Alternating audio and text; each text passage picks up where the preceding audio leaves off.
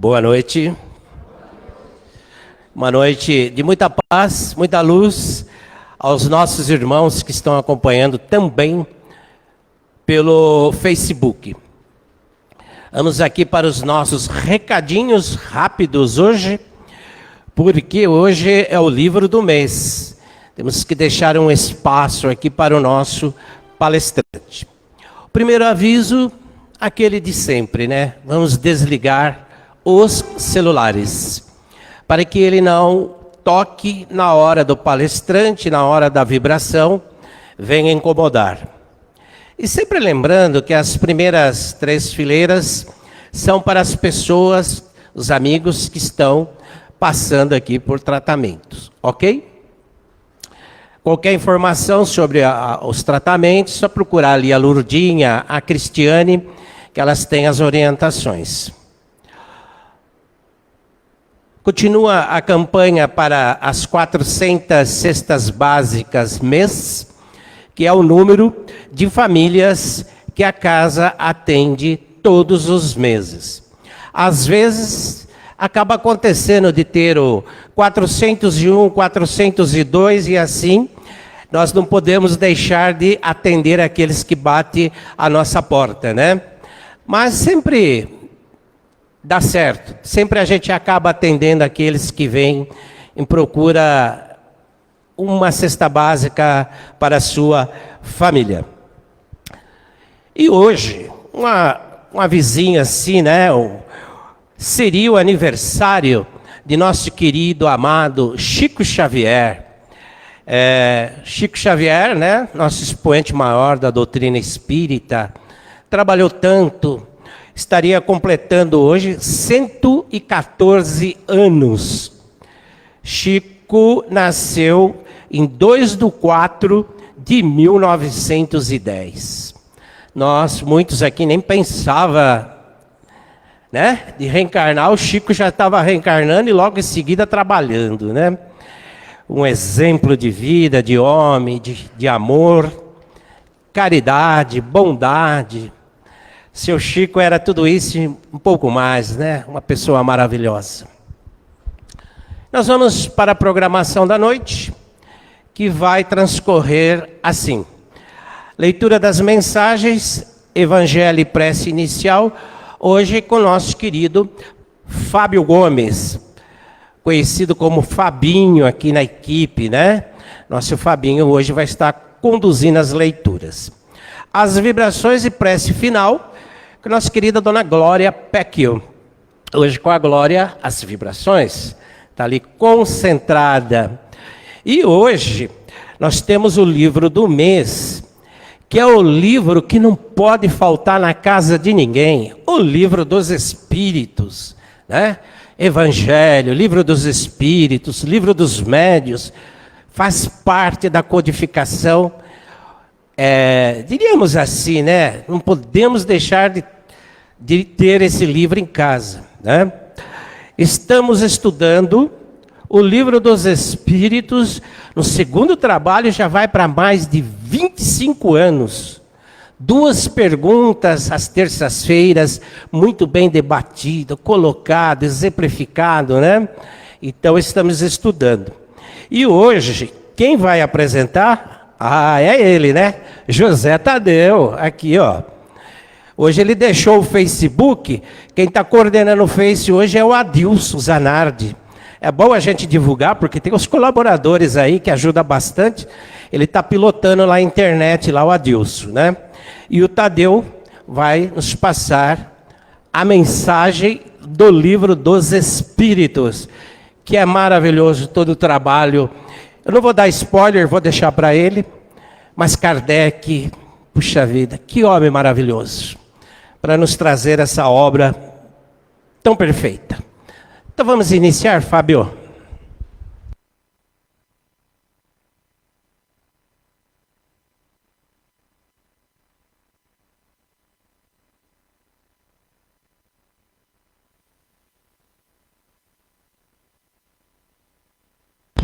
Boa noite. Ficou alto. Evangelho segundo o Espiritismo, é o prefácio. Os Espíritos do Senhor, que são as virtudes dos céus, como um imenso exército que se movimenta ao receber a ordem de comando, espalham-se sobre toda a face da terra. Semelhante a estrelas cadentes, vêm iluminar o caminho e abrir os olhos aos cegos. Eu vos digo, em verdade, que são chegados os tempos em que todas as coisas devem ser restabelecidas no seu verdadeiro sentido, para dissipar as trevas, confundir os orgulhosos e glorificar os justos. Mensagem do livro Pão Nosso, pelo Espírito Emmanuel, psicografado por Chico Xavier. Jesus permanece trabalhando e sua bondade infinita se revela em todos os setores em que o amor esteja erguido à conta de supremo ideal. Cada aprendiz se esforce por criar no coração a atmosfera propícia às manifestações do Senhor e de seus emissários. Trabalha, estuda, serve e ajuda sempre em busca das esferas superiores e sentirás o Cristo operante ao seu lado nas relações de cada dia.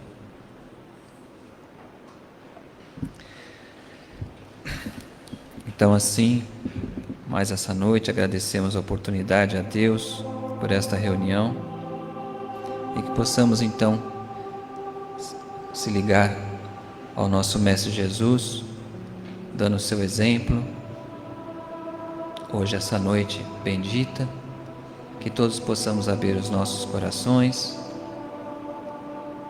à mensagem que o Tadeu vai passar para nós e que assim, colocando isso em prática no nosso dia a dia, possamos sentir que estamos caminhando para a evolução como espíritos eternos que somos. Assim seja.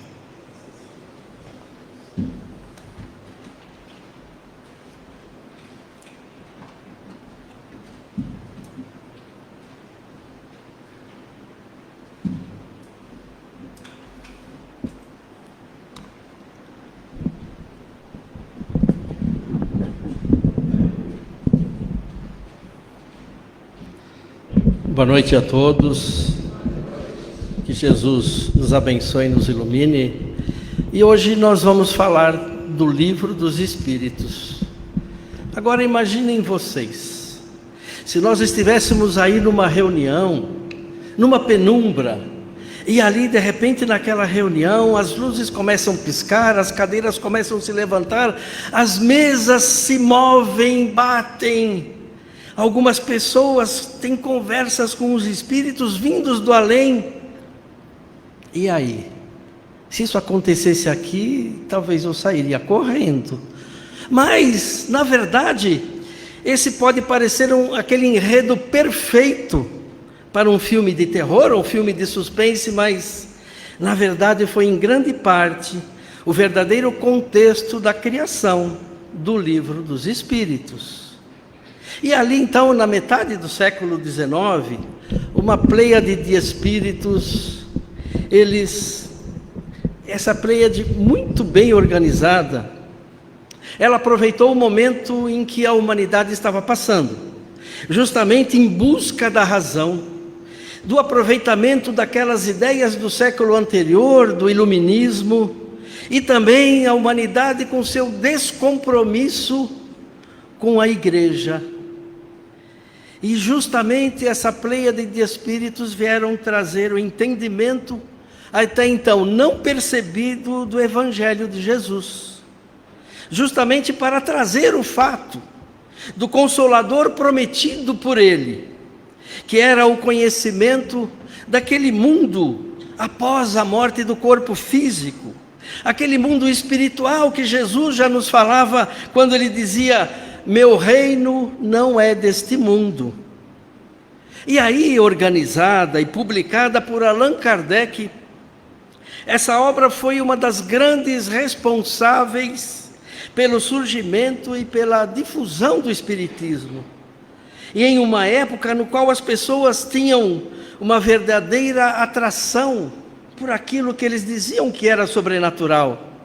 Mas e quando falamos da obra, então, vamos falar um pouco do seu criador, Allan Kardec. Ele foi um importante propagador ou codificador dessa doutrina. Ele foi um educador, escritor e tradutor francês. A doutrina espírita de Kardec se propagou em vários países, notadamente aqui no Brasil. E Allan Kardec era o pseudônimo de Hippolyte Léon Denisard Rivail, nascido em Lyon, na França, no dia 3 de outubro de 1804. Descendente das antigas famílias católicas de Lyon, ele foi criado no protestantismo, justamente quando ele foi levado para o famoso Instituto de Educação Pestalozzi, em Yverdun, na Suíça, aos 10 anos de idade, para ele completar os seus ciclos de estudo, aonde ele ficou internado por 10 anos, até formar-se pedagogo em 1824. Então, o professor, Léon Denisard, ele retornou para a cidade de Lyon, e ali ele dominava vários idiomas, entre eles o alemão, o inglês, o holandês, o italiano, o espanhol, e ele traduziu para o alemão diversas obras da educação. Ele era muito ligado ao processo educacional que ele aprendeu naqueles 10 anos lá no Instituto com o próprio Pestalozzi. Em 1828, então, ele, junto com a sua futura esposa, Amélie Gabrielle Boudet, ele fundou um grande estabelecimento de ensino e passou, junto com ela, a lecionar. E ele oferecia ali para aqueles que não podiam pagar os estudos, para aqueles meninos, aquelas meninas mais pobres ali da região, ele oferecia o ensino grátis para eles, lecionando química, física, anatomia e astronomia. E o professor Rivail, então, era uma pessoa extremamente dedicada, mas era também uma pessoa que procurava entender o mundo como ele era. Então ele dedicou-se durante vários anos à investigação do que eles chamavam do sonambulismo, do transe, da clarividência e de vários outros fenômenos que até então não eram muito conhecidos. Mas foi em 1852 que o professor Rivail ele iniciou as suas experiências com o mundo da espiritualidade, justamente numa época em que a Europa despertava a atenção para aqueles fenômenos desconhecidos, ou que eles acreditavam que vinha dos espíritos, mas justamente a hora que ele foi curado de um problema que ele tinha na visão, por uma senhora que eles diziam que ela era milagreira, porque o tratamento médico não estava dando certo aos problemas da sua vista. Ele procurou uma pessoa que não era médica, mas que em 15 dias ele estava curado, através de um trabalho que lhe chamou muito a atenção, não é? E ali, em plena era vitoriana, conforme a Revolução Industrial ia avançando pela Europa, aquelas chamadas mesas girantes que eu mencionei agora no início, era um verdadeiro fascínio para os franceses. Aquilo lá era uma grande diversão. Todos aqueles que faziam parte da alta escala francesa iam se divertir nos salões com aquela mesa que girava, que pulava e que respondia a coisas supérfluas.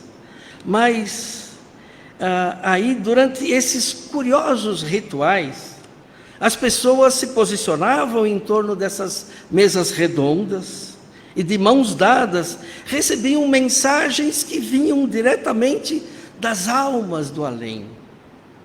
E foi no ano de 1855 que o professor Rivail ele foi convidado para assistir uma dessas sessões, dessas mesas girantes. E ali, naquela ocasião, ele surpreendeu-se ao ver que bem na frente dos seus olhos A mesa de jantar da senhora Pleine Maison, ela girava, batia com uma das pernas no chão, respondia através das batidas, sim, não, enfim. E essas condições não deixavam margem à dúvida. Existe algo que eu preciso descobrir. Aquela vontade interna que o professor Rivail tinha de querer saber as coisas do mundo, suscitou a ele essa situação. Começava ali um grande experimento científico.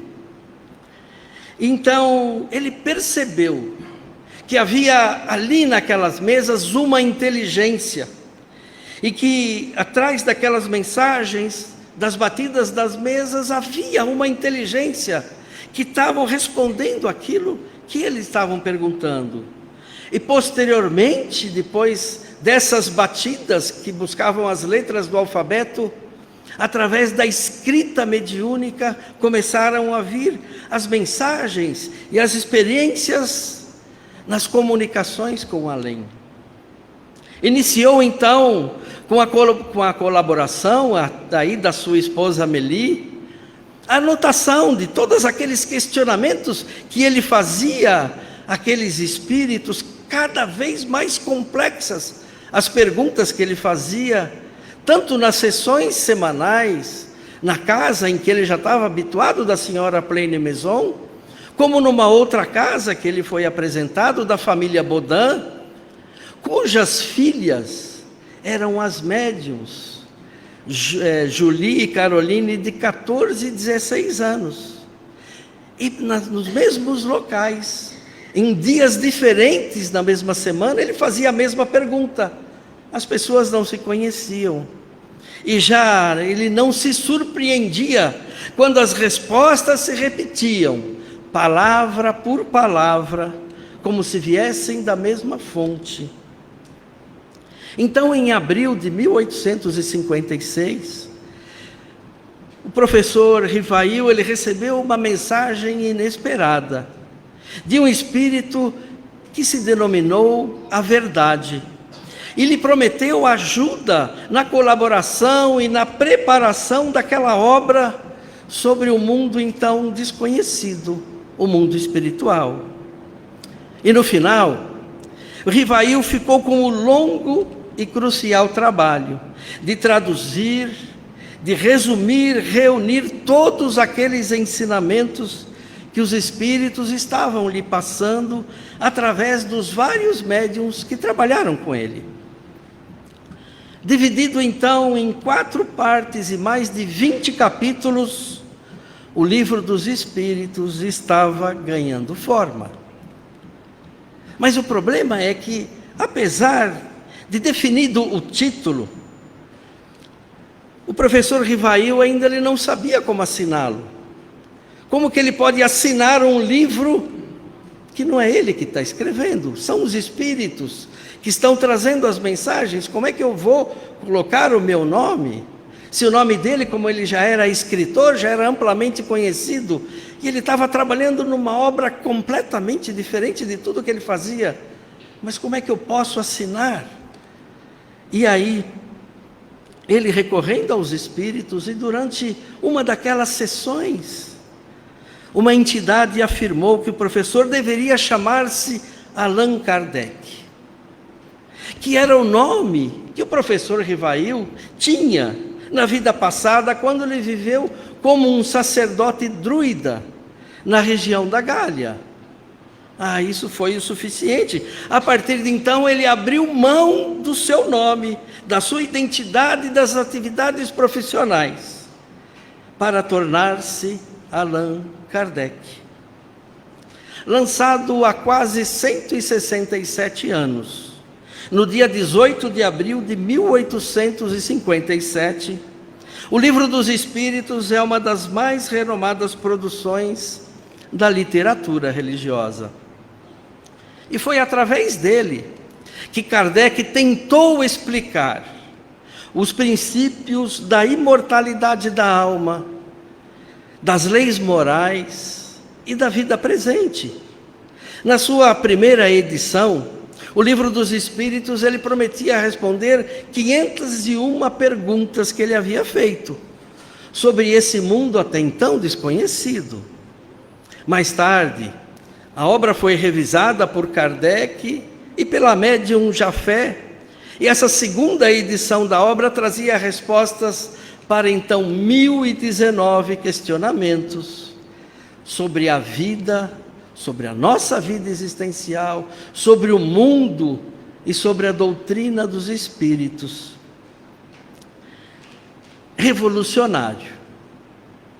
O Livro dos Espíritos se propôs a explicar o além de uma forma nunca antes vista na literatura religiosa daquela época, e por isso ele criou os pilares para a formação de uma nova doutrina, que é a doutrina pela qual vocês todos estão aqui, a doutrina dos Espíritos. E o Livro dos Espíritos é composto de 4 partes, em forma de perguntas e respostas. Mas quando ele trouxe a inteligência de Kardec, e é claro que o aproveitamento do curso que ele fez com o Pestalozzi, que era um educador fora da normalidade, preparou Kardec para que ele pudesse preparar essa grande obra. E na sua primeira parte, Kardec nos traz as causas primárias. Olha só, Kardec começa o livro buscando o início de tudo. E logo na primeira pergunta, Kardec faz a pergunta aos espíritos, a número 1, o que é Deus? Ele não perguntou quem é Deus, ele não perguntou como é Deus, ele perguntou o que é Deus. E a resposta surpreendente: Deus é a inteligência suprema e a causa primária de todas as coisas. Para mim, isso bastava, não precisava ler nem as outras 1018 perguntas. Para mim, essa resposta já era o suficiente. Porque essa colocação dos espíritos já nos leva a uma reflexão diferente daquele Deus que nós estávamos acostumados, daquele Deus antropomórfico, que era aquele Deus parecido conosco, aquele Deus que tinha os nossos defeitos também, aquele Deus que era colérico como nós, aquele Deus que era nervoso como nós, aquele Deus que era vingativo como nós, e como minha mãe dizia, não faça isso que Deus castiga. Mudou completamente. Agora, o Deus que nós enxergamos é a inteligência suprema e a causa primária de todas as coisas. E em seguida, nessa primeira etapa, o Kardec fala das provas da existência de Deus, dos elementos gerais do universo, do espírito, da matéria e da formação do mundo. E a hora que a gente termina essa primeira parte do livro, e nós nos pegamos numa noite em que nós possamos olhar as estrelas no firmamento, e aí nós nos perguntamos, não é obra do acaso, só pode ser obra de Deus, causa primária de todas as coisas. E aí na segunda parte, Kardec ele mostrou-nos o início de tudo. E agora ele nos traz o mundo dos espíritos, particularmente nessa parte. Ele nos traz a origem e a natureza dos espíritos, onde ele nos explica que os espíritos são seres inteligentes, que povoam além desse mundo material, nos traz a finalidade da encarnação, o retorno ao mundo espiritual e principalmente a pluralidade das existências. Nos mostra que nós já vivemos em outras eras, já vivemos em outros países, já vivemos como homem, como mulher, já vivemos como rico, como pobre, e através dessas vivências nós vamos buscando a nossa evolução, nós vamos buscando o nosso progresso. E aí, Quando vem a terceira parte, Kardec nos mostra aquilo que deve ser o nosso caminho, as leis morais. E aí ele nos traz a lei divina, ou a lei natural, que é a lei de Deus, que é a única necessária à felicidade do homem, que indica a ele o que ele deve ou não deve fazer. Nos traz a lei da adoração, que é a nossa elevação do pensamento a Deus, que é o caminho pelo qual nós nos ligamos a Ele. Nos fala da lei do trabalho, e que o trabalho é uma necessidade, e que toda ocupação que possamos ter é trabalho. Nos traz a lei da reprodução, nos mostrando que a reprodução dos seres vivos é uma lei natural, é uma lei divina. Nos traz a lei da conservação, que fala desse nosso instinto de conservação, dos meios para essa conservação, e daquilo que é necessário para nós, mas também ele nos fala daquilo que é supérfluo para nós. Nos fala da lei de destruição, nos explica que a destruição é necessária para que haja o renascimento e a regeneração, porque aquilo que nós achamos que é destruição é na verdade a transformação, com a finalidade da renovação e do melhoramento dos seres vivos. E nos fala que muitos flagelos da humanidade são necessários para que essa humanidade possa evoluir. Nos fala da lei da sociedade, trazendo para nós a necessidade dessa vida social, que Deus traz ao homem para viver em sociedade, e para que ele possa também respeitar os seus laços de família. Nos traz a lei do progresso, o progresso sendo como uma lei divina, jamais nós poderemos impedir que esse progresso alcance. Nos fala da lei de igualdade, ele nos mostra que todo homem é igual perante Deus, e são submetidos às mesmas leis naturais. Todos nós nascemos da mesma fragilidade, estamos sujeitos às mesmas dores, da mesma forma que o corpo do rico e o do pobre, um dia ao desencarnarem, voltarão para o mesmo lugar. Nos fala da lei da liberdade, que todos os homens nasceram livres. Nós temos a liberdade de agir, de pensar, nós temos o livre-arbítrio de fazer o que quisermos. Mas temos a obrigatoriedade de assumir com a responsabilidade de tudo aquilo que fizemos. E finalmente nos fala da lei do amor, da justiça e da caridade. Que o critério da verdadeira justiça é de fato o de desejar ao outro aquilo que queremos para nós mesmos. E nos fala também da perfeição moral. Ele nos fala dos nossos vícios, das nossas virtudes, da maneira em que nós temos que enfrentar essas nossas dificuldades, mas também aproveitar as nossas virtudes. E finalmente, na quarta parte, ele nos fala das nossas esperanças e das nossas consolações. E o livro aqui nos traz a esperança na vida futura que o próprio Jesus nos prometeu. Quando os Espíritos nos dizem ali que o homem bem compenetrado do seu destino futuro não vê na existência corpórea mais do que uma rápida passagem, e que se sofremos, na verdade é uma punição pelas infrações que nós cometemos às leis da existência corpórea, pelos nossos próprios males decorrentes dessas infrações e pelos nossos excessos, através da lei de causa e efeito. E ele ainda nos consola, nos fala sobre a perda dos entes queridos, as nossas decepções, as nossas ingratidões, os nossos desgostos. E ele finaliza com a esperança de um mundo melhor, quando entre os habitantes da terra reinar o amor e a justiça que são a fonte do bem e da felicidade. E ele completa dizendo: é pelo progresso moral e pela prática das leis de Deus que o homem atrairá para a terra os bons espíritos e afastará os maus.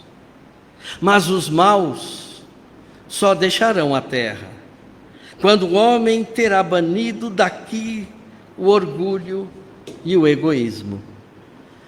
Que possamos então aproveitar esse maravilhoso livro, que muda a nossa vida e a nossa maneira de pensar absolutamente, que nos traz uma forma diferente de encararmos as nossas dificuldades, que nos mostra um futuro na próxima vida, que é a vida espiritual, que nos mostra que Deus organizou o caminho para que possamos seguir, mas que as nossas aflições, as nossas dificuldades poderão ser saneadas a cada encarnação que nós tivemos.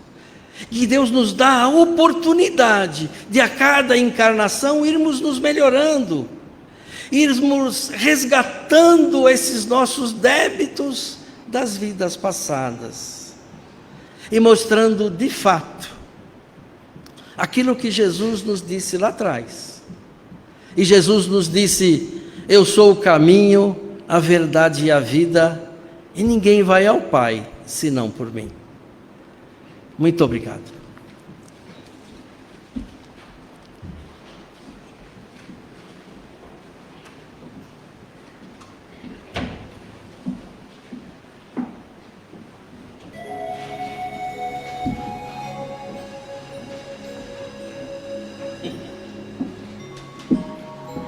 E assim, após esses belos esclarecimentos passados pelo nosso irmão Tadeu, vamos elevando os nossos pensamentos a Deus, a Jesus,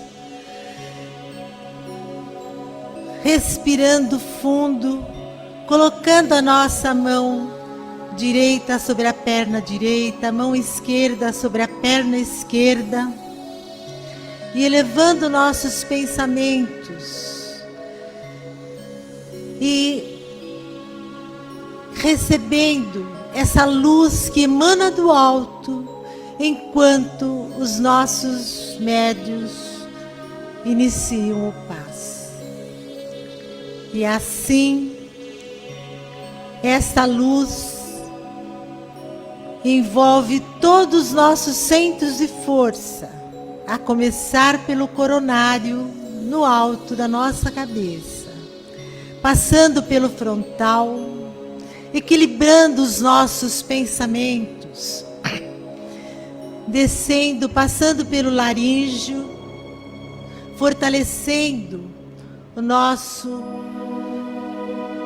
sistema fonador, para que as nossas palavras sejam sempre palavras voltadas para o bem, para a paz, para o amor. E assim, descendo um pouquinho mais, essa luz envolve o nosso centro de força cardíaco, na altura do nosso coração, fortalecendo as nossas emoções, os nossos sentimentos, para que eles sejam sempre voltados para o bem. E que essa luz, descendo um pouquinho mais, chegando ao nosso esplênico, na altura do nosso baço, fortaleça as defesas do nosso organismo. E descendo um pouquinho mais, chegando ao gástrico, uma região onde se acumulam energias tóxicas, vibremos higienização, fortalecimento, saúde, para que possamos ter força e coragem para enfrentarmos o nosso dia a dia. E que essa luz, descendo um pouquinho mais, chegando ao esplênico, e passando pelas nossas pernas, passando pela planta dos pés, subindo pela parte posterior da perna, chegando ao básico, fortalecendo a nossa coluna, nossa postura, tanto física como espiritual. E subindo a nossa coluna, vértebra a vértebra, fortalecendo os nossos ossos, os nervos, passando pelo bulbo e chegando novamente no coronário. E assim, fortalecidos, vamos doar um pouco do muito que recebemos. Vamos vibrar intensamente pela nossa casa de paz e amor, por todos, pelos dirigentes, pelos trabalhadores, pelos frequentadores, pelos assistidos, pelos trabalhos, pelos grupos de estudo, pela nossa assistência social. Vibremos também pela Caspage, a nossa casa co-irmã, a todos os trabalhos lá realizados, a todos os trabalhadores. Vibremos também para a Crepade, em Ferraz de Vasconcelos, a todos lá envolvidos, dirigentes, trabalhadores, internos, para que eles consigam receber aquilo que eles necessitam, que ao retornarem aos seus lares, eles voltem melhores do que quando saíram.